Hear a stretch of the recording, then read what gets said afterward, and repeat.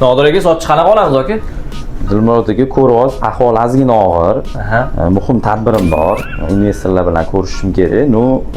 Juda kalta sochim. Mana shu oldini yopish iloji bormi ozgina?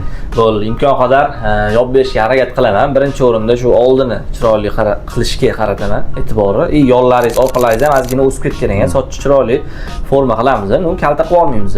Lekin soqolni ham bu holatda bormaganingiz yaxshi, ozgina paratga qilamiz soqolni. Yollarni kalta qilib olmaymiz, sababi yuzingiz o'zi ozg'incha, ya'ni uzunchoq yuz. Hozir yonni ozgina kalta qiladigan bo'lsam, yuzingizdan ham uzunchoqlashib ketadi. Mana shu qismlarda, har qismlaringizdan ozgina to'g'rilaymiz. Xudo xolasa, shotki qilib, tadbirbop qilib berishga harakat qilaman aka. O'zgarishga tayyormisiz aka? Tayyorman, sizga ishondim. Bo'ldi. Qalay bo'ldi aka? Va, aka, cho'tki chiqibdi lekin. Gap yo'q lekin. Yoqdimi o'zingizga? Zo'r aka. Soqollar qanaqa? Zo'r yoqdi lekin.